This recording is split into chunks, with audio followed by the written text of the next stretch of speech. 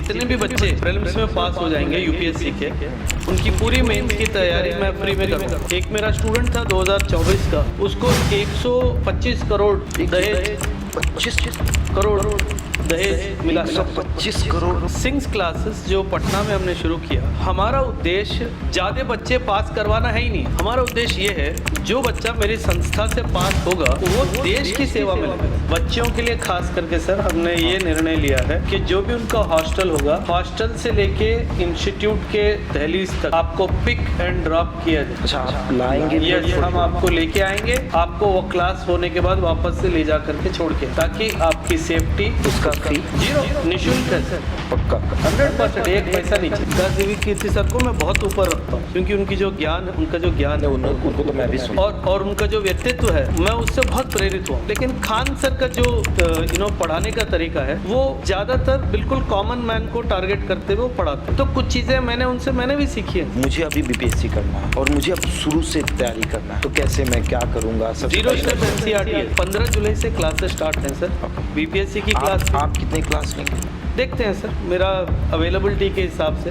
वैसे Indian polity मैं पढ़ाता हूँ, मैंने एलएलबी एलएलएम किया हुआ है सर, 3 गोल्ड मेडल है मेरे एलएलबी एलएलएम में। सिंग्स क्लासेस का पढ़ा हुआ बच्चा कभी भी देश के खिलाफ बरखिलाफ सोच ही नहीं सकता। मुझे बड़ा नाम टीचर नहीं चाहिए, मुझे वो व्यक्ति, महिला हो या पुरुष हो, वो टीचर चाहिए जिसको सब्जेक्ट का ज्ञान हो और जिसको पढ़ाना आता हो और पढ़ाने की इच्छा हो। Hats off to the Bihar state कि हर साल परीक्षा हो रही है। जैसे मैं अभी हैदराबाद से आ रहा हूँ, किसी भी कॉम्पिटिटिव एग्जाम का अन्नप्रशन एनसीईआरटी से ही शुरू हो। आपको एनसीईआरटी पढ़ना होगा। मेरे पास कोई शॉर्टकट आपको नहीं मिलेगा। हर टीचर जो यहाँ पे रखा जाएगा सिंग्स क्लासेस में, उसका डेमो बैठ के मैं खुद लूंगा। यूपीएससी का जो खेल है या बीपीएससी का जो खेल है, ये डेटा ट्रांसफर का खेल नहीं है, मतलब ये गीगाबाइट का खेल नहीं है, ये गीगाहर्ट्ज का खेल है। जितना मेहनत यूपी और बिहार का बच्चा करता है सर, मैंने देखा नहीं किसी को इतना मेहनत करता। थोड़ा सा नर्वस है, और नर्वस बस इसलिए भी कि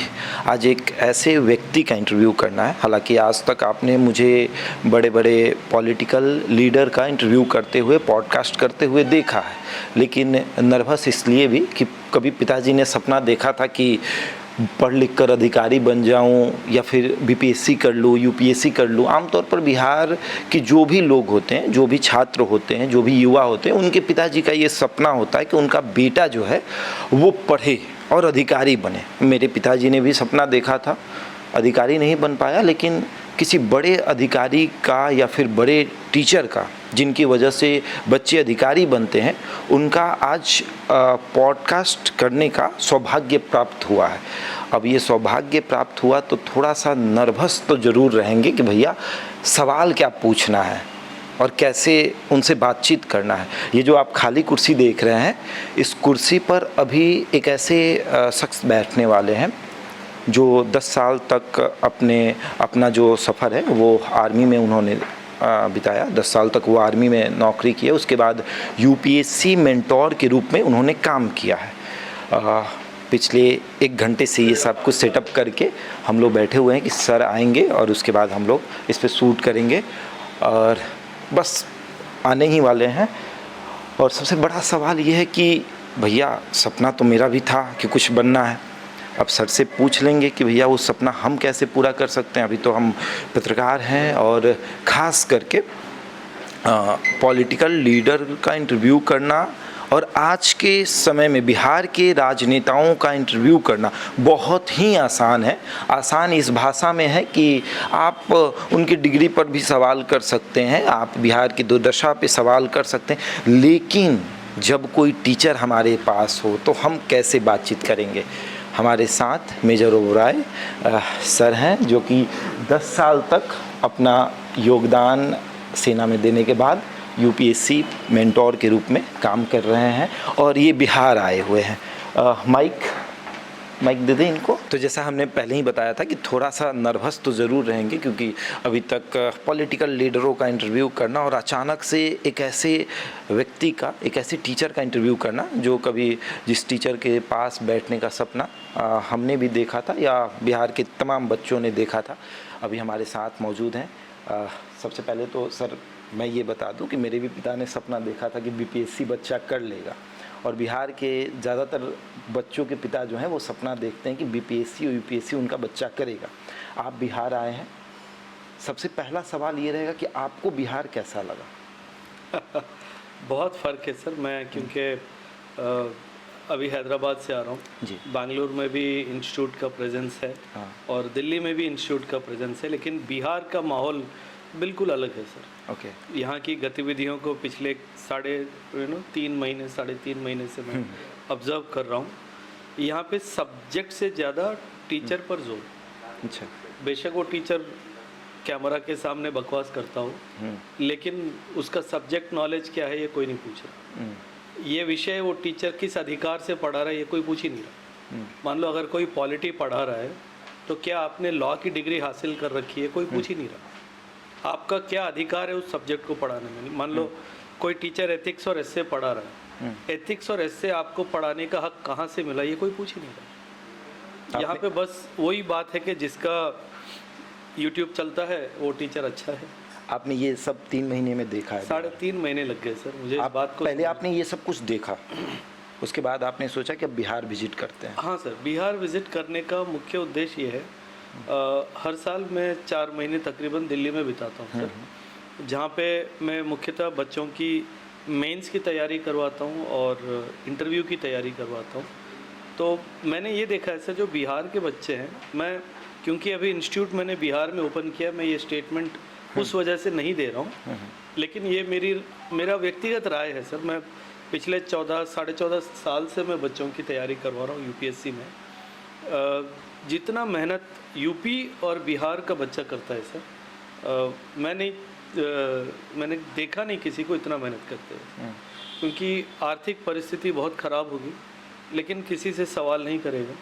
जो टाइम दिया होगा वो टाइम पे क्लास पे आएगा और टीचर के प्रति बहुत ही आदरपूर्व उसका उसका व्यवहार होगा। ऐसा बच्चा मैंने पूरे नॉर्थ में या पूरे साउथ में कहीं नहीं देखा। कहीं नहीं देखा। अभी बीपीएससी का रिजल्ट आया है जी सर। और 130 डीएसपी और उसके बाद एसडीएम का जो पोस्ट है 200 उस पर हो।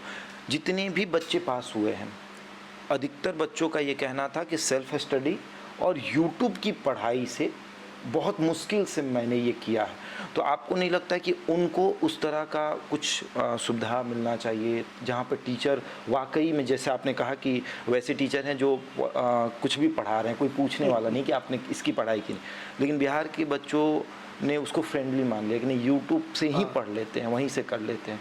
सर यूट्यूब से पढ़ने में दिक्कत नहीं है सर, लेकिन पता है दिक्कत कहाँ आती है सर? मैं थोड़ा टेक्निकल बात करूँगा सर आपसे। हाँ। मतलब कहीं सुनी बात नहीं, बिल्कुल। जो एजुकेशन साइकोलॉजी है सर, एजुकेशन साइकोलॉजी ये बोलता है, आप जब क्लासरूम में बैठते हो तो तब आप पूरे बाकी दुनिया के लिए आप स्विच ऑफ हो जाते हो। तो आपका पूरा ध्यान जो है टीचर क्या बोल रहा है, क्यों बोल रहा है, इस पर एकत्रित हो जाता है। बिल्कुल। सो जो आपकी जो क्षमता है जो टीचर पढ़ा रहा है उसको समझने की, वो क्लासरूम में ही बेस्ट आती है। लेकिन जब आप YouTube में पढ़ते हो, उस क्लास को उस टीचर ने किस संदर्भ में क्या बोला उससे तो आप परिचित नहीं है। तो आपने टीचर ने जो बोला आप उसको पत्थर की लकीर मान के आगे चले जाते हो। तो एजुकेशन साइकोलॉजी ये बोलती है सर कि अगर कुछ आप सीखने की कोशिश में सुन के सीखने की कोशिश कर रहे हो, एग्ज़ाम में उसके ऊपर आप सोच नहीं पाओगे, क्योंकि आपने पढ़ा नहीं है, आपने देखा नहीं है, आपने सिर्फ सुना है। तो जो आपका माइंड रिकॉल जो करेगा, मतलब उसको याद करने की जो कोशिश करेगा, उसमें मुश्किल से 20% से ज़्यादा वापस उसको रिकॉल नहीं कर पाएगा। अगर आपने सुना, आपने बोर्ड पे देखा, आपने किताब में देखा, जब रीइंफोर्सिंग होता है, एक के बाद एक रीइंफोर्स जब होता है, तो आपका रिकॉलिंग 70 to 75% रिकॉलिंग होता है। जितने भी आपने बोला कि सेल्फ स्टडी जो बच्चे करके पास हुए हैं, अगर आपने उनका शेड्यूल को देखा या उनका डेली रूटीन को देखा, कम से कम 7 से 8 घंटे किताब के साथ उन्होंने बिताए हैं। उससे अधिक 100% सर। जब सेल्फ स्टडी की बात आती है सर, सेल्फ स्टडी का मतलब क्या है? एक किताब को मैंने अपने आप से पढ़ा है, यही तो सेल्फ स्टडी हुआ। बिल्कुल। किसी का वीडियो देखना या सुनना सेल्फ स्टडी कैसे हो गया, वो तो लिसनिंग हो गया ना सर। अच्छा, सबसे बेहतर शिक्षा कहाँ मिलेगी, क्लासरूम में या ऑनलाइन में? मेरा तो यही मानना है सर, क्लासरूम में सर। क्लासरूम में सर इनफैक्ट मैं तो ये बोलूँगा, क्लासरूम से भी ज़्यादा क्लासरूम के बाद आप जब बैठ के अपनी कुर्सी पे घर में या स्टडी हॉल में जहाँ भी आप पढ़ते हो, जहाँ पे आप बैठ के अपनी पढ़ाई करते हो, वहाँ से आउटपुट क्लासरूम से भी ज़्यादा है। क्लासरूम तो सर एक इन्फॉर्मेशन एक्सचेंज का माध्यम है। जब हम बोलते हैं ना सर, अगर मैं टेक्निकल भाषा में, क्योंकि जेनजी टेक्निकल भाषा समझती है, अच्छा, क्लासरूम में डेटा ट्रांसफ़र हो रहा है सर टीचर से स्टूडेंट को। लेकिन जब अपने घर पे या स्टडी हॉल में बैठ के पढ़ाई होती है, वो डेटा प्रोसेसिंग हो रहा है, वहाँ डेटा ट्रांसफ़र नहीं हो रहा है। क्लासरूम में डेटा ट्रांसफ़र हो गया, लेकिन उस डेटा का प्रोसेसिंग कब कौन कहाँ कर रहा है। अगर आप बिल्कुल क्लासरूम पर ही निर्भर हो गए, उसके बाद आपने रिवीजन नहीं किया, कुछ नहीं किया, उस क्लासरूम सुनने का भी कोई फ़ायदा नहीं है, जीरो। तो आपको बैठ के रिवाइज करना पड़ेगा, उस डेटा को प्रोसेस करना पड़ेगा। इसलिए बोलते हैं यूपीएससी का जो खेल है या बीपीएससी का जो खेल है, ये डेटा ट्रांसफ़र का खेल नहीं है। मतलब ये गीगाबाइट का खेल नहीं है, ये गीगाहर्ट्ज़ का खेल है। कंप्यूटर की क्षमता को गीगाहर्ट्ज़ से नापा जाता है, ना कि गीगाबाइट से। गीगाबाइट तो सिर्फ स्टोरेज यूनिट है, लेकिन उसकी प्रोसेसिंग जो स्पीड है वो गीगाहर्ट्ज़ में नापी जाती है। सो उसी तरह से जो बच्चा क्लासरूम में जो सुनता है, वापस जाने के बाद स्टडी हॉल में या रूम में बैठ के जो उसका रिवीजन करता है, वहाँ हो रही है असली तैयारी। असली तैयारी तो कभी भी मैं नहीं मानूंगा कि क्लासरूम में हो रही है। क्लासरूम में सिर्फ इंफॉर्मेशन एक्सचेंज हो रहा है। हो सकता है टीचर अपनी व्यक्तिगत राय भी दे रहा होगा, उसके ऊपर आप अपनी राय भी बनाओगे। मेंस में तो राय तो लिखना है सर। जब कोई भी सवाल डिस्कस, कमेंट या critically comment, analyse, suggest, examine ये पूछ रहा है, तो इसका मतलब क्या है, ये आपकी व्यक्तिगत राय पूछ रहा है। अगर कोई बच्चा जैसे मैं हूँ, मुझे अभी बीपीएससी करना है और मुझे अब शुरू से तैयारी करना है, तो कैसे मैं क्या करूँगा? जीरो स्टेप एनसीईआरटी है सर। सर इस देश में जितने भी कॉम्पिटिटिव एग्जाम्स होते हैं, उन सब का जो कहते हैं ना, हम अन्न प्रसन्न की बात करते हैं। जब हम बच्चे को लिखाना पढ़ाना शुरू करते हैं बचपन में, तो माता पिता बैठ के उसका हाथ पकड़ के चावल में उसके अक्षर लिखवाते हैं। इसको हम अन्न प्रसन्न कहते हैं। किसी भी कॉम्पिटिटिव एग्जाम का अन्न प्रसन्न एनसीईआरटी से ही शुरू होगा। आपको एनसीईआरटीज पढ़ना होगा। अगर इंस्टीट्यूट आपको क्लास में पढ़ा रहा है तो बहुत अच्छी बात है, आप क्लास में पढ़िए। अगर नहीं पढ़ा रहा है तो अपने आप से एनसीईआरटीज की आपको तैयारी करनी पड़ेगी, क्योंकि एनसीईआरटी आपका एक बहुत स्ट्रांग, अच्छा फाउंडेशन क्रिएट करेगा। एनसीईआरटी की बहुत सारी समरी किताबें आ गई हैं सर मार्केट में। अच्छा। सिंप्लीफाइड एनसीईआरटी के नाम पे या किसी भी तरह से। मेरा तो व्यक्तिगत राय है सर, हो सकता है कि मैं गलत हूँ, मैं तो बोलूँगा उन किताबों को ना खरीदें। अच्छा, उनको नहीं खरीदना है। आपको एनसीईआरटी की जो सरकार की लिखी हुई किताब है, उसी को खरीदना है, उसी को पढ़ना है। और इसका मूल रूप सर, उसके पीछे एक साइंस है। ये जो किताबें लिखी गई हैं सर, अगर आपने किसी कॉम्पिटिटिव एग्जाम की तैयारी की तो आप मेरी बात को समझ पाएंगे। ये जो एनसीईआरटी छठी क्लास से जो 12वीं क्लास की किताबों का हम वर्णन करते हैं हर बच्चे के साथ, ये एक साइकोमेट्रिक थॉट प्रोसेस से लिखी हुई किताब है। मतलब एक बच्चे के सोच विचार को बदलती हैं सर ये किताबें। तो यही सोच विचार आपको मेंस एग्जाम में काम आएगा। अगर आपने वहाँ पे शॉर्टकट मारने के चक्कर में किसी और का लिखा हुआ समराइज्ड बुक पढ़ लिया, आपने तो अपना सोच विचार को, फिर उसके ऊपर तो काम ही नहीं हुआ। फिर वही बात आ गई, आपका डेटा ट्रांसफ़र हो गया, प्रोसेसिंग तो आया ही नहीं। आप बोलोगे सर मैंने एनसीईआरटी तो पढ़ी है लेकिन मैं भूल गया। अब जब प्रोसेसिंग नहीं हुई तो आप भूल जाओगे। जिस दिन प्रोसेसिंग हो गई उस दिन भूलने का तो सवाल ही नहीं उठता। तो चक्कर ये है कि बच्चों को ये समझना है कि मैं एनसीईआरटी क्यों पढ़ रहा हूँ, ताकि मेरा एक अच्छा स्ट्रॉन्ग फाउंडेशन हो जाए। उसके बाद मुझसे कुछ भी करवा लो। और अभी जो रिजल्ट आया है और इसको लेकर एक मारामारी चल रहा है कोचिंगों में कि मेरे यहाँ से इतने बच्चे, मेरे यहाँ से इतने बच्चे। मैं ये जानना चाहता हूँ कि अगर एकम यहाँ रहता, अगर उसके यहाँ से इस बार बच्चे एग्ज़ाम देने जाते हैं तो कितने रिजल्ट? नहीं सर, मैं कभी भी नंबर की बात करूंगा ही नहीं, आज नहीं, कभी नहीं। आप 15 साल के बाद भी मैं नहीं करूंगा। क्यों? इनफैक्ट सर क्या होता है ना सर, अरे ये आप टीचर हैं। बीपीएससी हाँ जी। बीपीएससी यूपीएससी सर एक ऐसे एग्ज़ाम है क्योंकि बहुत सारे बच्चे हो सकता है 4 साल 5 साल 6 साल की तैयारी कर रहे हो और बच्चे की शायद शुरुआत एक इंस्टीट्यूट से हुई होगी, उसको वहाँ पे चीज़ें कुछ पसंद ना आई हो, वो बी इंस्टीट्यूट में गया हो, बी इंस्टीट्यूट में उसको कुछ चीज़ें अच्छी लगी लेकिन वहाँ से उसको कंप्लीट पैकेज नहीं मिला, वो सी इंस्टीट्यूट किसी और चीज़ के लिए गया हो, कहीं टेस्ट सीरीज़ के लिए गया हो, कहीं मेंटरशिप के लिए गया हो। Okay. तो अमूमन ये होता है कि 5-6 साल में बच्चा तकरीबन 3 से 4 इंस्टीट्यूट घूम लेता है, लेकिन जब रिजल्ट आता है तो फिर हर इंस्टीट्यूट बोलता है कि ये तो मेरा बच्चा है। आप बिहार से, अब क्या मैं बोलूँ, बिहार के कोचिंग संस्था ऐड करते हैं ऐसे। हाँ सर, मैं कैसे नहीं सीख रहे हैं? मैं क्या बोल रहा हूँ आपको ये सर, एक विज्ञापन का तरीका है ये बताना कि मेरे यहाँ पता है आपको सर बिहार में बहुत क्या सारी संस्थाएं ऐसी भी है। बच्चों को खरीद लेते हैं। हाँ सर, बिक तो बच्चा ही रहा है। पटना में ऐसा होता है, कितने कोचिंग, यहाँ से 100 कदम पे आप जाएंगे और कितने ऐसे कोचिंग संस्थान हैं जो बीपीएससी के बच्चों को ढूंढ रहे हैं कि मेरे यहाँ से पढ़े हैं वो, जबकि वो उनके यहाँ से नहीं पढ़े। आप कैसे कह रहे हैं कि आप ऐसा नहीं करेंगे? मैं ऐसे ही मैं बोल रहा हूँ ना सर, जैसे कोई इंस्टीट्यूट होता है कि अगर आपको ध्यान हो सर, 3 साल पहले कॉम्पिटिशन कमीशन ऑफ इंडिया ने एक निर्देश जारी किया था सभी कोचिंग संस्थानों के लिए। उस निर्देश में सीसीआई ने बहुत क्लियरली बोला था, जब भी आप रैंक को क्लेम करोगे उस बच्चे के नाम के नीचे आपने उस बच्चे को क्या प्रोवाइड किया ये लिखोगे। बात समझ में आ रही है? ठीक है। अगर मैं आपको वीडियो दे दूंगा सर, वो जैसे मैंने 2025 में यूपीएससी का रिजल्ट आया था, उस यूपीएससी के रिजल्ट में जब मैंने हिंदू पेपर में अपना ऐड डाला था कि 98 रैंक्स एकम के आए थे, शायद मैं एकमात्र ऐसा इंस्टीट्यूट था पूरे भारतवर्ष में जिसने सीसीआई के दिशा निर्देश को ध्यान में रखते हुए हर एक बच्चे को मैंने क्या दिया है वो नीचे लिखा है। आप विज्ञापन नहीं कर पाते हैं, विज्ञापन करना सीखना मेरे पड़ेगा साथ सर। शायद मार्केटिंग ना हो सर, मैं अच्छा, आप इस पे विश्वास नहीं करते कि नहीं सर, फेक मार्केटिंग पे विश्वास करते हैं? नहीं, मैं बात वो नहीं है सर, बात ये है सर, मैं फौजी हूँ सर, मैंने 11 साल फौज में सेवा की है सर, और उसके बाद एक सेंट्रल गवर्नमेंट जॉब में मैं 10 साल के लिए था।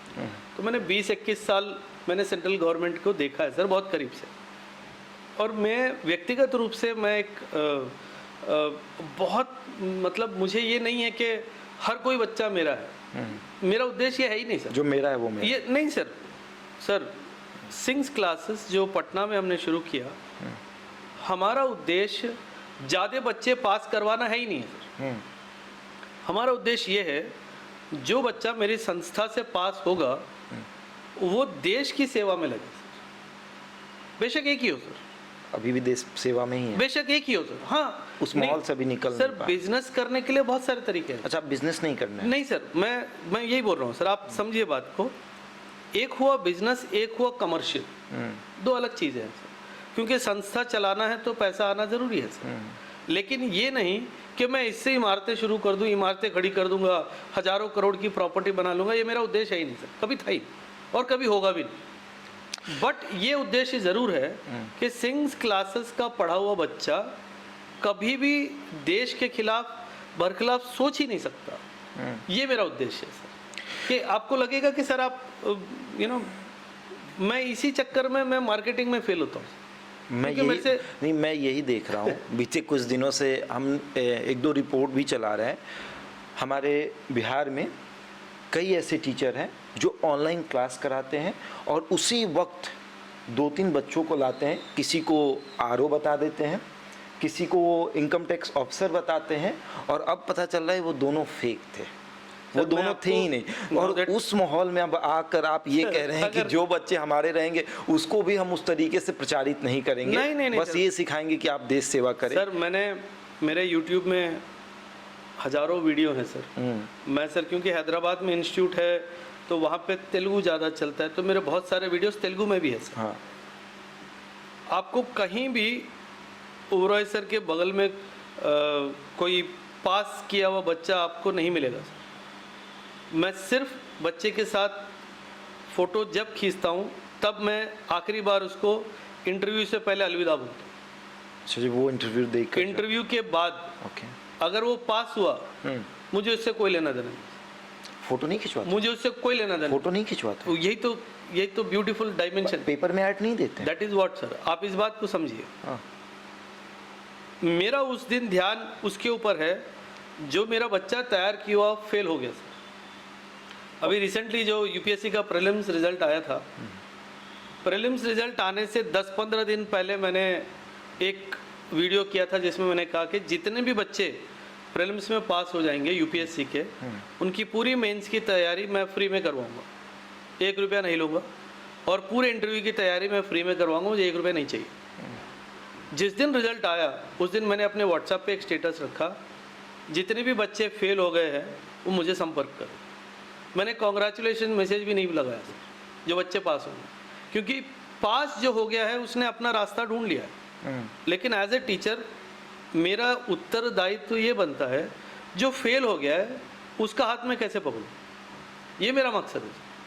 क्योंकि सर मैं ये बहुत पता नहीं सर आप या आपकी व्यूअर्स इस बात को कैसे लेंगे सर। मकसद अभी तक जब से हम आज़ाद हुए हैं अभी तक हज़ारों आईएएस ऑफिसर, लाखों आईएएस ऑफिसर, लाखों आईपीएस ऑफिसर आ गए हैं सर, लेकिन आज भी कई मामलों में देश की गति दुर्गति हो रखी है, आप भी जानते हैं। लेकिन आप जो कह रहे हैं कि आप गाइड करेंगे, आप ये बताएंगे कि बच्चे यहाँ ना पढ़े, लेकिन यहाँ क्या होता है कि यहाँ होता है कि बच्चे आ गए, भेड़ चाल में चल रहे हैं, बस वही है कि बिजनेस वहीं से आना चाहिए। पर आप बिहार में आकर एक कुछ अलग करना चाहते हैं, आपको लगता है कि ये करने से बिहार के बच्चे वाकई में सफल होंगे? सर मैं पहले पॉजिटिव बात करूँगा सर। हाँ बिल्कुल। फिर दूसरी बात। हाँ बिल्कुल। सर बिहार में इस साल 73वां बीपीएससी का नोटिफिकेशन आने वाला है। आज़ादी के 80 साल तकरीबन होने वाले हैं सर। बिल्कुल। 79 ईयर्स हो गए। 73rd बीपीएससी मतलब अमूमन हर साल एक एग्ज़ाम हो रहा है ना। बिल्कुल सच बोल रहा हूँ sir. Hats off to the Bihar states कि हर साल परीक्षा हो रही है। जैसे मैं अभी हैदराबाद से आ रहा हूँ सर। बिल्कुल। तेलंगाना फॉर्मेशन होके 12 साल हो गए सर। सिर्फ एक नोटिफिकेशन आया था, 3 बार एग्ज़ाम फ्लॉप हुआ, चौथी बार में बच्चों ने फाइनली एग्ज़ाम को पास किया। एक ऐसा राष्ट्र भी है जिसने 12 साल में एक बार एग्ज़ाम कंडक्ट किया, 3 बार, एक बार पेपर लीक हुआ, एक बार बायोमेट्रिक का कुछ इश्यू था, तीसरी बार एक। ये पेपर लीक वाली समस्या सिर्फ बिहार में नहीं है? नहीं, ये तो हर जगह कॉमन है सर। तो मान के चले कि 12 साल में एक राष्ट्र ने एक एग्ज़ाम कंडक्ट किया, यहाँ पे 79 ईयर्स में 73 टाइम्स, मतलब कामयाबी वाली बात है ना सर। बिहार बच्चों को प्रेरणा कहाँ से मिल रही है कि हर साल एग्ज़ाम होता है, हर साल एग्ज़ाम होगा। जैसे यूपीएससी का एग्ज़ाम हर साल होता है, तकरीबन उसी हिसाब से भरोसा है कि हर साल होगा बीपीएससी होगा। क्योंकि भरोसा है इसलिए उम्मीद है सर, क्योंकि उम्मीद है इसलिए सपना है सर। तो हर कोई पेरेंट सर, आप हर रोज़ देखते हो अखबार में, अमेज़ॉन ने आज 10,000 लोगों को नौकरी से बर्खास्त किया, गूगल ने 8,000 लोगों को बर्खास्त किया। पेरेंट्स तो ये अखबार पढ़ता है ना सर। पेरेंट्स, हर कोई पेरेंट ये चाहता है कि मेरा बच्चा मेरे से अच्छा सेटल हो, इसमें कोई गलती नहीं। बिल्कुल। आज के समय में अगर आपके घर में कोई, तो थोड़ा और खुल के बात करूँ तो, कि किसी के घर में कोई आ रहा है शादी करना है बच्चों का, तो पहला सवाल रहता है कि बच्चा क्या करता है, सरकारी या प्राइवेट। सर सबसे कितनी बुरी बात है सर, देखिए कोई ये नहीं पूछता है कि आपका बच्चा कैसा है, उसका स्वभाव कैसा है, उसकी आदतें कैसी है, कोई पूछ ही नहीं रहा। सब यही पूछ रहे हैं कि आपका बच्चे की नौकरी सरकार में है या प्राइवेट में। अगर सरकारी नौकरी है, रोज़ दारू पीता हो या अपनी बीवी को रोज़ मारता हो, ये कोई पूछ ही नहीं रहा। पता नहीं चलेगा नहीं चलेगा तो नहीं पता, बट कोई पूछ ही नहीं रहा ना। बच्चे के स्वभाव को नापने का मशीन कहाँ है? यही तो सर समाज में दिक्कतें क्यों आती है, क्योंकि हम बिल्कुल ही कैलकुलेटिव हो गए हर चीज़। अगर सरकारी नौकरी है, ग्रुप 1 ऑफिसर है, गेस्टेड ऑफिसर है, तो कितने भी करोड़ रुपया दहेज देने के लिए तैयार है। मैंने इनफैक्ट एक नेशनल पॉडकास्ट में मैंने बात की थी 1 महीने पहले। एक मेरा स्टूडेंट था 2024 का, उसको 125 करोड़ दहेज 25 करोड़ दहेज मिला है। 125 करोड़ जमीन, सोना, जेवर सारे मिला के 125 करोड़ मिला है। अब मिला है तो मिला है, अब इसको नकारोगे कैसे? समाज की धारणा को समझो ना सर। सर आप ऐसा बात बताइए, 125 करोड़ समाज की सोच देखो कहाँ जा रही है। इसका मतलब जो प्राइवेट में काम करता है, क्या उसकी कोई कीमत नहीं है समाज में? उसको तो 1 करोड़ ही मिल जाए तो बहुत है। दैट इज नहीं, बात क्यों मिले सर? सबसे बड़ी बात नहीं तो मतलब आप बात तो यहाँ 125 से करोड़ शुरू की होती बात कर रहे हो। ऐसे भी बिहार में दहेज लेना अपराध है भैया, मत लेना। बिहार में नहीं, देश में अपराध नहीं, है। बिहार में कुछ ज़्यादा है हालांकि, हाँ, लेकिन लेते सबको, ये बताता कोई नहीं है। हाँ, हाँ।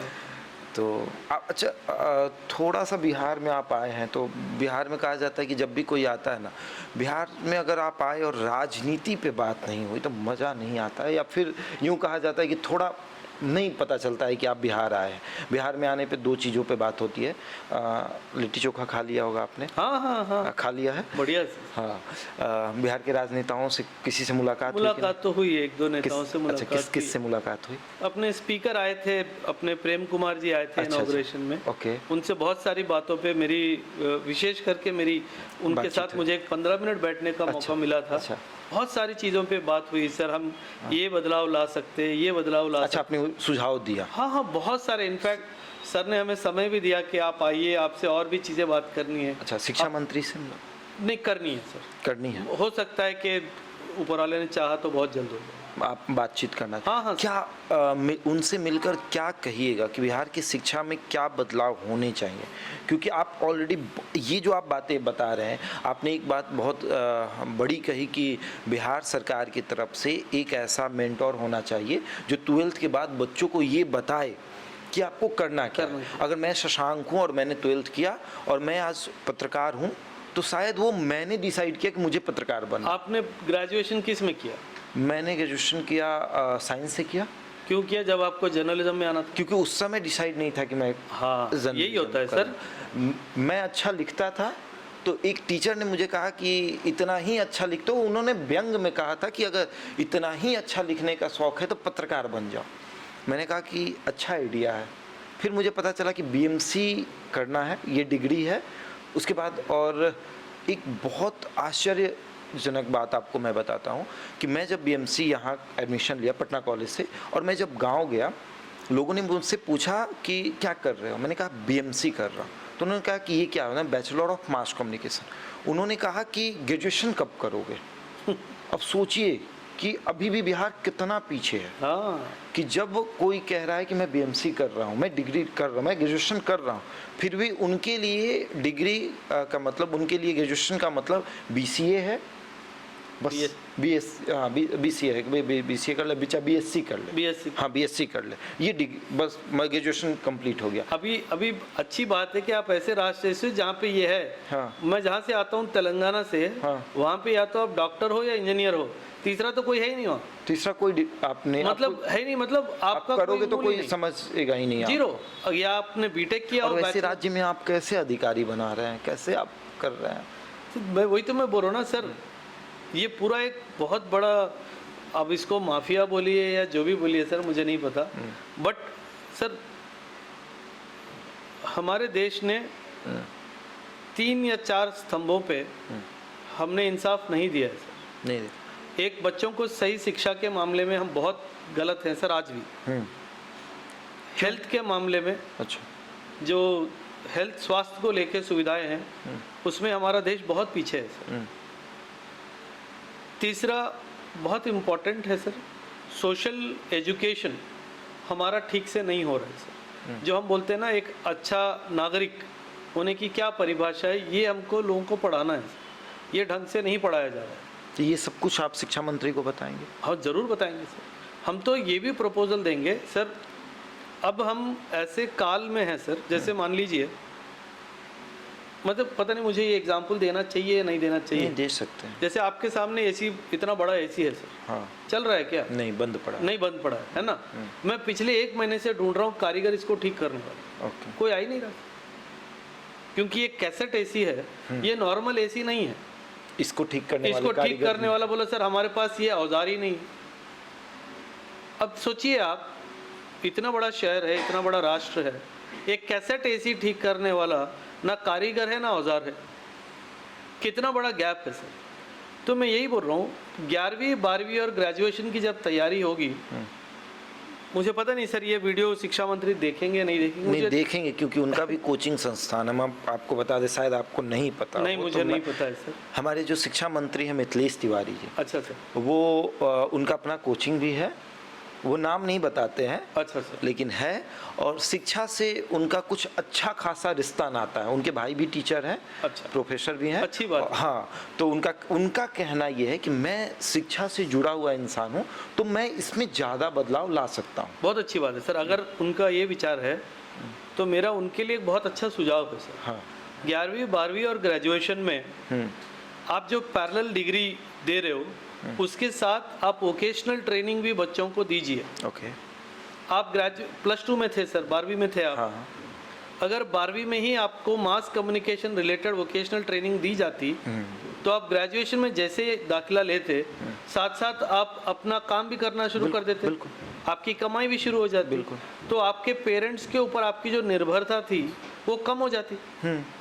तो मान लो मैं इलेक्ट्रिकल वर्क में मैं अच्छा हूँ, अगर कोई मुझे इलेक्ट्रिकल वर्क सिखा देता, मैं रोज 2 घंटे, बेशक 2 ही क्लाइंट रोज देखता, 500 रुपये तो आते, बिल्कुल 15,000 रुपये महीने के आते, तो मेरा जो बोझ है मेरे परिवार के ऊपर कम हो जाता ना। तो ये सारी बातें आप बताएंगे। 100%। आपके बच्चे हैं? हाँ हाँ सर। आप अपने बच्चों को क्या बनाएंगे, ये आप तय करेंगे कि बच्चे वो तय? खुद ही। अगर आपके बच्चे कहेंगे कि हमको राजनीति में जाना है तो? बेशक सर, अच्छे राजनेता की जरूरत इस देश को है। आप मानते सर हैं? पॉलिटिक्स तो सर 100% सर अगर आप आज आज़ाद हुए हैं, 80 साल पहले अगर आप आज़ाद हुए हैं, किसी ने अपना काम छोड़ करके राजनीतिक उसमें आए हैं तभी तो हुआ है। अब गांधी जी की बात करें, अपना अच्छा खासा बैरिस्ट्री चल रही थी, उसको छोड़ के आए तो थे। आपके अंबेडकर जी है, अपना कानून का काम छोड़ करके देश का संविधान लिखने में बैठ गए थे, तभी तो आपका देश का संविधान आया है। Sir politics is not a part time job, it is a full time commitment. और युवा को पॉलिटिक्स में आना चाहिए। अगर युवा पॉलिटिक्स में नहीं आएगा तो देश में बदलाव कैसे आएगा सर? आना चाहिए, आप मानते हैं? 100% सर। आप एक शिक्षक हैं? हाँ जी सर। बाउंसर आपके नहीं दिख रहे हैं, क्या कर रहे हैं? नहीं, ये बिहार में जो शिक्षक है, अब आते हैं बिहार के शिक्षकों पे। अच्छा सर। बिहार में जो शिक्षक हैं वो तब जाने जाएंगे शिक्षक है जब उनके पास 10 बाउंसर होने चाहिए और हथियार सहित। आपने खान सर का नाम सुना है? हाँ जी सर, जरूर। रोशन सर का नाम सुना है? रोशन सर का इतना रोशन आनंद 2-3 दिन से सुन रहा हूं ये जो सर। विवाद चल रहा, अच्छा आपने विवाद को देखा? हाँ सर, बट मुझे कुछ नाम मेरे लिए नए थे तो मुझे विवाद पूरी तरह समझ खान नहीं सर आया। को आपने कैसे? हाँ जी सर। आप खान सर को कैसे जानते हैं? उनकी कुछ वीडियोस मैंने देखी हैं सर। मैंने यूट्यूब पे अच्छा, जो फर्जी आरओ की मैंने बात की, फर्जी आरओ अच्छा, रेवेन्यू ऑफिसर। हाँ, और फर्जी इनकम टैक्स ऑफिसर, अच्छा सर। उन्हीं के यहाँ से निकले। गलत बात है सर। मैं आपको सच बताऊं सर, हाँ, कभी मुलाकात हुई है खान सर से? जरूर करूंगा सर। सर हाँ विकास विकीर्ति सर, हाँ। खान सर, इनको मैंने सुना है सर व्यक्तिगत तौर पर। अच्छा। और 2 बिल्कुल नॉर्थ एंड साउथ पोल है। विकास देवी कीर्ति सर को मैं बहुत ऊपर रखता हूँ, क्योंकि उनकी जो ज्ञान है, उनका जो ज्ञान है, उनको तो मैं भी सुनता और उनका जो व्यक्तित्व है, मैं उससे बहुत प्रेरित हुआ हूँ सर। पर्सनली मैं बहुत प्रेरित हुआ हूँ। लेकिन खान सर का जो पढ़ाने का तरीका है, वो ज़्यादातर बिल्कुल कॉमन मैन को टारगेट करते हुए वो पढ़ाते हैं। तो कुछ चीज़ें मैंने भी सीखी हैं। अगर किसी ने आपको कुछ सिखाया है तो उसको मानने में कोई हर्ज नहीं है। मैं तो बिल्कुल भी ये नहीं करूँगा। हाँ, अगर गलत तरीके से किसी को आरओ बुला के, किसी को आईओ बुला के इंस्टीट्यूट के सामने पेश किया गया, बच्चों के सामने एक रॉन्ग एग्जाम्पल पेश किया गया, तो मैं उसकी निंदा भी करूँगा। अगर वो सही है तो, मुझे नहीं पता है। नहीं, कितने बच्चे दृष्टि आईएएस से पढ़े? और इस बार तो नहीं हो पाया क्योंकि इस बार मीडिया की कैमरे उन्हीं की तरफ है कि क्या करने वाला है। पिछली बार दृष्टि आईएएस से एक लड़की पढ़कर आई थी। अच्छा। उसने वहाँ पे अपना इंटरव्यू दिया कि मैं यहीं से पढ़ी हूँ, और अगले 3 दिन बाद या फिर 1 मंथ बाद वो खान ग्लोबल स्टडी में जाती है और वो उसको बताया जाता है कि ये हमारे यहाँ से पढ़ के गई है और ये अभी गया में जॉब कर रही है। गलत है। लेकिन आप कह रहे हैं कि आपके यहाँ से भी जो बच्चे निकलेंगे आप उस पर भी प्रेशर नहीं डालेंगे कि आप ये कहें कि आप मेरे यहाँ से आपको पढ़े। बोलने की सर, मैं आपको सच बताऊं सर, तो एक टीचर का एक स्टूडेंट का रिश्ता जो होता है वो बहुत पर्सनल एक रिश्ता होता है। उसको सामने रख के व्यापार करना गलत है। इतना ही मैं बोलूँ। अगर मान लीजिए मेरा पढ़ाया हुआ बच्चा एक थर्ड पार्टी के इंटरव्यू दे रहा है और उसमें बोल दे ओबराय सर ने मुझे ये पढ़ाया है, मैं खुश होऊंगा। ऐसा ना कि मैं उससे वीडियो बनवाऊँ और डंका पिटवाऊँ कि ये मेरी स्टूडेंट है, शायद मैं ना करूँ। इनफैक्ट मैं उस बच्चे से वीडियो ज़रूर कराऊंगा जो मेरा क्लास ले रहा हो, अभी तक एग्ज़ाम लिखा नहीं है, बेटा अपना अनुभव बताओ। ओके, ये मैं करवा दूँ। क्लास कब से शुरू हो जाएंगे? 15 जुलाई से क्लासेस स्टार्ट हैं सर। ओके। बीपीएससी की क्लास भी। आप कितनी क्लास लेंगे? देखते हैं सर, मेरा अवेलेबिलिटी के हिसाब से। वैसे इंडियन पॉलिटी मैं पढ़ाता हूँ, मैंने एलएलबी एलएलएम किया हुआ है सर, 3 गोल्ड मेडल है मेरे एलएलबी एलएलएम में। मैंने साइकोलॉजी की विषय में भी मैंने पढ़ाई किया है, तो उसी आधार पे मैं एथिक्स एसए की क्लासेस भी लेता हूँ सर। तो कुछ विषय है सर, मेरा एक मानना है सर, कोई भी टीचर कुछ भी पढ़ाना चाहता है, उसका आपको पढ़ाने का अधिकार कैसे बताइए। तो आप अपने यहाँ जो टीचर रखेंगे वो तय करेंगे 100% कि जो विषय पढ़ाएंगे उसका नॉलेज है कि नहीं उनके पास? सर मैं एक बात बताऊं सर आपको, मैं सर बच्चे जो अपने एकेडमिक करियर में गलतियां करते हैं सर, उसको सुधारने का ही आखिरी मौका है, आप मानते हैं? इसके आगे तो कुछ है ही नहीं ना। कुछ नहीं।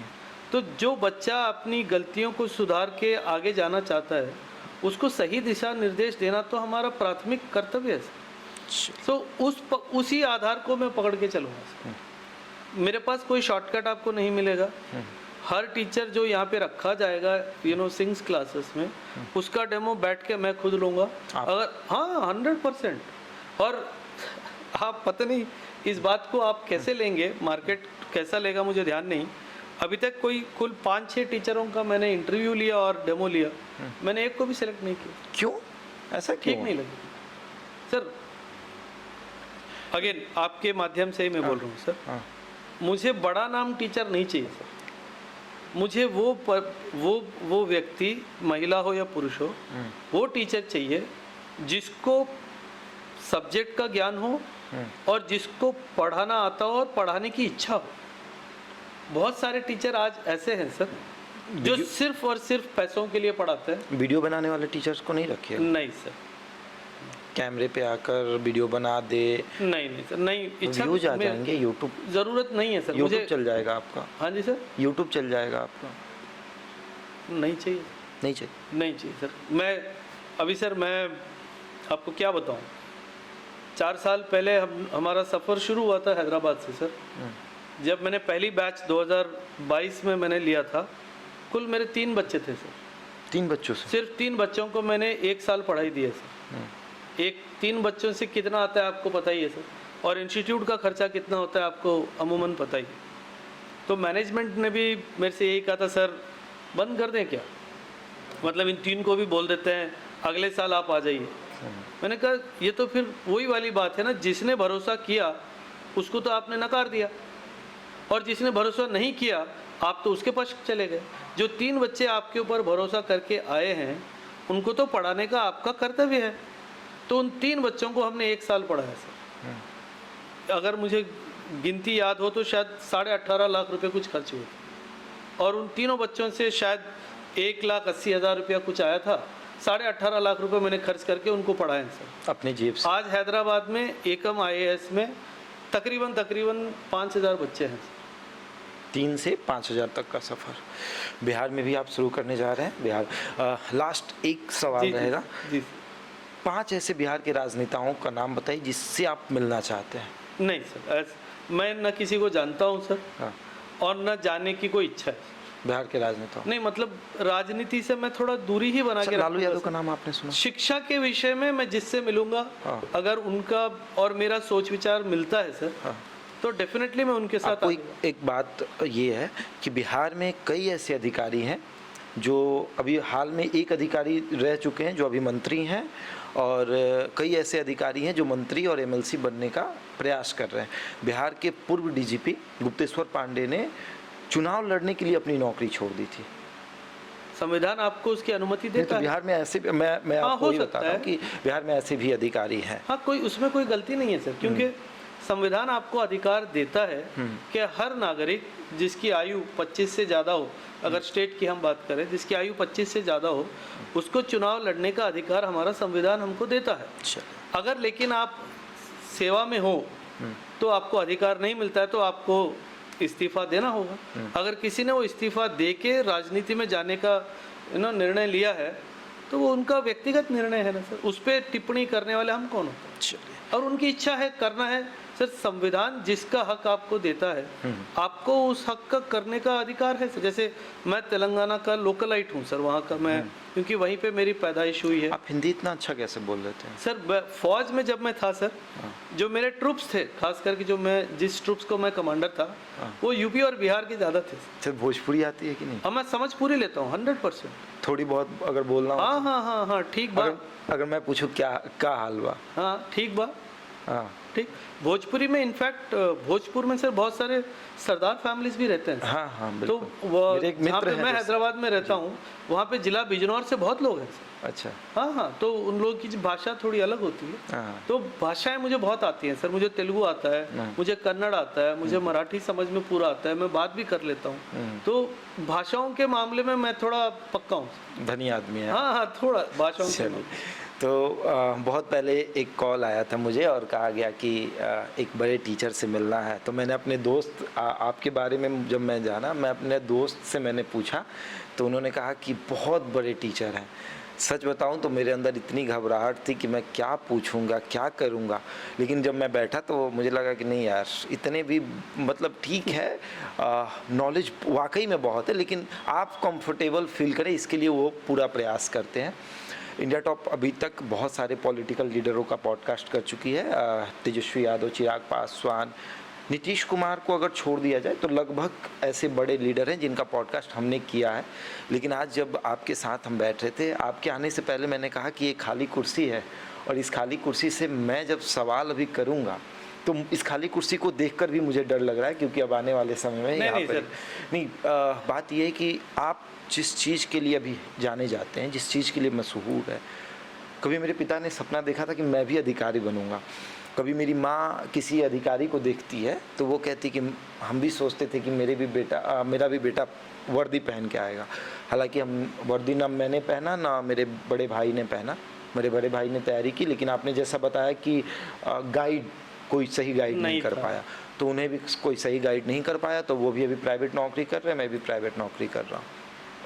तो एक कोई बुराई नहीं है सर। नहीं यकीन मानिए सर, आप कोई बुराई, मैं पता नहीं क्यों बच्चे ऐसा लगता है सर। मैं सॉरी, मैं आपको इंटरप्ट नहीं बिल्कुल बिल्कुल।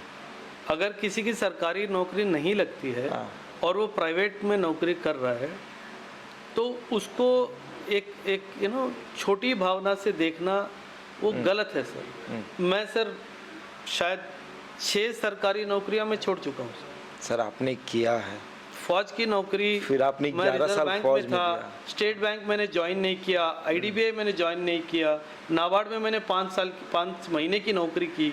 ऐसे 5-6 सरकारी, पूरे सेंट्रल गवर्नमेंट, मैंने 6 सेंट्रल गवर्नमेंट की नौकरियां छोड़ी है। आप हर एक व्यक्ति जो सरकारी नौकरी में, उससे ये सवाल पूछे, उसका यही जवाब आएगा, there is nothing great in सरकारी नौकरी। बिल्कुल। अभी मैं हाल की बात करूं, हमारे यहाँ 2 ऐसे बड़े IAS अफसर थे, IPS और IAS थे, जिन्होंने एक तो काम्या मिश्रा थी, बहुत अच्छी लेडी सिंघम उनको कहा जाता था। पहली पोस्टिंग उनकी SSP पे हुई, और उन्होंने 1 साल तक नौकरी की, और उसके बाद उन्होंने बस इस बात के लिए बिहार से रिज़ाइन कर दिया कि वो अपने पिता के बिजनेस को संभालना चाहती थी। आपने एक बहुत बड़े और थे, शिवदीप लांडे का नाम सुना? बहुत मतलब उनको सिंघम की उपाधि दी गई। हाँ। उन्होंने राजनीति में आने के लिए रिजाइन कर दिया, बोला मैं ठीक है सर, दैट्स व्हाट मैं बोल। हाँ। सर सरकारी नौकरी, इनफैक्ट मैं अपने एसएसबी का इंटरव्यू का एक मेरे आयोग की एक बात अच्छा, मुझे आपने याद- क्यों छोड़ा? बस सर मन, सर फौज में ना सर, हाँ। 10-11 साल के बाद जनरली फिर आप जब हायर ऑफिसर बन जाते हो तो ज़्यादातर फील्ड की नौकरी कम और स्टाफ का वर्क ज़्यादा हो जाता है। और उस समय माताजी को कैंसर का डिटेक्ट हुआ था, तो मुझे ये लगा कि यार फौज में मैं रह जाऊंगा तो शायद बहुत ऊपर चला जाऊंगा, लेकिन शायद माताजी के साथ हाथ छूट जाए, तो मैंने फौज छोड़ दी। तो मैंने कभी भी सर सरकारी नौकरी को मैंने कभी भी ज़्यादा भाव उतना नहीं किया। चलिए, बिहार में ऑलरेडी बहुत सारे कोचिंग संस्थान हैं, खास करके बच्चों के सुविधा के लिए सिंह क्लासेज या एकम क्लासेज क्या ऐसा करेगा कि बच्चों को सुविधा लगे कि नहीं यहाँ जाएंगे तो हमें ये सुविधा प्राप्त हो सकती है?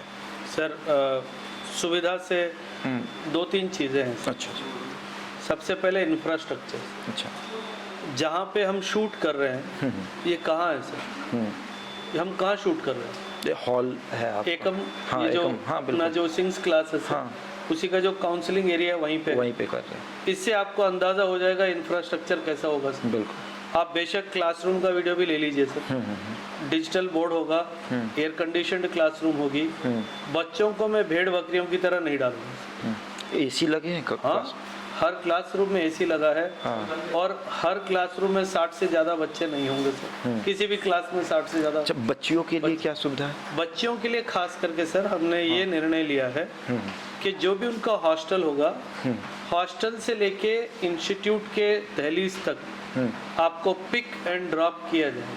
अच्छा, आप लाएंगे भी? यस, हम आपको लेके आएंगे, हाँ। आपको वो क्लास होने के बाद वापस से ले जा करके छोड़ के आएंगे, ताकि आपकी सेफ्टी। उसका फी 0 निःशुल्क है सर, पक्का 100%, 1 पैसा नहीं चाहिए, 1 भी रुपया नहीं? आप 1 रुपया नहीं चाहिए। आप हॉस्टल से लेके आइए? हॉस्टल से बच्ची आएगी, हाँ। मेरे पास क्लास में बैठेगी, हाँ। क्लास अटेंड करेगी, क्लास खत्म होने के बाद स्टडी हॉल की सुविधा भी दूंगा।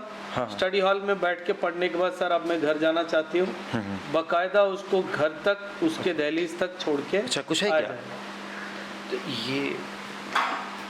ये आप पिकअप एंड ड्रॉप का, तो इसमें आप खुद की आपकी गाड़ी रहेगी जो ड्रॉप करेगी? और गाड़ी मेरा होगा, अच्छा, ड्राइवर मेरा होगा, हाँ। आपको आपके दहलीज तक छोड़ के आएंगे। इसका कोई चार्ज नहीं? कोई चार्ज नहीं, निःशुल्क है। बच्चियों के लिए है सर, लड़कों के लिए कोई सुविधा लड़कों के लिए भी नहीं? यहाँ भी आपने भेदभाव कर दिया। आपने पहले कहा कि मैं बच्चों से पैसे नहीं लूँगा, हाँ। यहाँ तो आपने भेदभाव किया क्योंकि बिहार के नहीं, टीचरों का भेदभाव नहीं नहीं, है बिहार सर। के टीचरों को आपने एक जवाब दे दिया ऐसा कि भैया कमाना नहीं है, पढ़ाना हाँ है। जी। और अभी आप कह रहे हैं कि नहीं, बच्चों लड़कों के लिए कोई सुविधा नहीं, लड़कियों के लिए कोई सुविधा की बात नहीं है हाँ। सर। अगर ऊपर वाले ने चाहा तो बच्चों को भी हम एक्सटेंड करें। अच्छा, बच्चों के लिए जरूर। लेकिन सबसे बड़ी बात है कि आपके क्लासरूम में एसी रहेंगे? हर क्लासरूम में एसी है, हर पंखे के क्लासरूम में नीचे डिजिटल बैठ- बोर्ड है। हाँ। आप जाके मेरा वॉशरूम चेक कर लेना, आपको समझ में आ जाएगा कि किस तरीके की सुविधा है। अच्छा, आपने हाल ही में यूपी में एक केस हाँ, हुआ था, बिल्कुल, देखा था बिल्कुल, फायर एक्सीडेंट का? बिल्कुल, उसकी आप पलट के वहाँ देख लीजिए वहाँ पे क्या है। ओके। और आप जब सीढ़ियाँ चढ़ के आ रहे थे, पूरा फायर का पूरा लाइन दिखा आपको, इमरजेंसी एग्जिट आपको दिखा, हर चीज़, सेफ्टी सिक्योरिटी सबसे पहले, उसके बाद पढ़ाई। उसके बाद पढ़ा। पंखे के नीचे बैठ के पढ़ने वाले पटना के बच्चों के लिए एक सुविधा ये भी है कि आप एसी के नीचे बैठकर पढ़ सकते हैं। दूसरी सुविधा लड़कियों के लिए कि अगर आप अपने हॉस्टल में रहते हैं तो हॉस्टल की दूरी कुछ भी हो उससे कोई मतलब नहीं है, पटना में होना चाहिए। Yes. वहाँ से लेकर, और अभी मैं जहाँ बैठा हूँ बोर्डिंग रोड में, यहाँ पर आपको इनके द्वारा गाड़ियाँ जो हैं वो लेकर आएंगी। आपको यहाँ पर आप पढ़ाई करना, उसके बाद क्लास जैसे ख़त्म होगा फिर आप जा सकती हैं। Yes. उस गाड़ी से Yes. सुविधा ये प्राप्त है इस सिंह क्लासेस में जो पटना में अभी सर के द्वारा खोला गया है। और मैंने पहले भी कहा था कि सबसे बड़ा सवाल ये है कि आप दे क्या रहे हैं, और सर ने बताया कि हम शिक्षा दे रहे हैं। शिक्षा और देंगे। बिहार के लिए सबसे बड़ी बात ये है कि और बच्चों को व्यवहार देंगे, सोचने का तरीका देंगे, देश के प्रति प्रेम देंगे, ये सब चीज़ें देंगे। पैसे कम लेंगे? पैसे सर, पैसे सेकेंडरी है। नहीं, यहाँ बिहार में पहला प्राथमिकता पैसों को दी जाती है, आप कह रहे हैं? नहीं सर, हमको सर मैं सिख समाज से हूँ सर। देश पे कोई भी दुविधा है हमारे समाज ने हमेशा रिस्पॉन्ड किया है, यहाँ भी हर जगह से, वो नेपाल हो, पाकिस्तान हो, अमेरिका हो, कनाडा हो, कहीं भी हो सर। तो मैं सिख समाज को बिलोंग करता हूँ सर। हम सिख समाज का एक उसूल है सर, किरत करो नाम जपो वंड के छको। किरत करो मतलब कर्म ही पूजा है, नाम जपो ऊपर वाले का नाम जपना है सर। वंड के छको अकेले कुछ नहीं खाना है, सब मिल बांट के खाना। कि यहाँ भी आप छात्रों के साथ मिल बांट के। चलिए, तो लड़कियों अगर आपको लगता है कि कहीं कोचिंग जाने में आप सेफ फील नहीं करते तो मुझे लगता है कि विज्ञापन से हटकर, और मैं एक पत्रकार हूँ, अगर उससे भी हटकर अगर मैं बोलूँ तो आप सिंह क्लासेस जा सकते हो, क्योंकि यहाँ पर आपको फ्री में आपके हॉस्टल से रिसीव करके फिर आपको आपके हॉस्टल छोड़ दिया जाएगा, वो भी सुरक्षित। इसमें कोई बड़ी बात नहीं है। तो ये इसके ख़त्म करते हैं क्योंकि सवाल बहुत सारे मन में हैं। बैठेंगे फिर कभी ज़रूर। और अब तो सर बिहार आ गए हैं और यहाँ पे बच्चों को पढ़ाएंगे, लेकिन मैं फिर वही कहूँगा कि थोड़ा सा हेजिटेशन था, लेकिन सब खत्म हो गया सर के साथ बैठने के बाद। बहुत अच्छा लगा और बहुत बहुत धन्यवाद। और ख़ास करके इस बात के लिए बहुत बहुत धन्यवाद कि जो आपने कहा कि मैं बिहार के बच्चों से पैसा कमाना नहीं चाहता हूँ। इस बात के लिए एक बिहारी होने के नाते मैं आपको थैंक यू कहना चाहता हूँ। Thank you so much. Thank you sir, नमस्कार।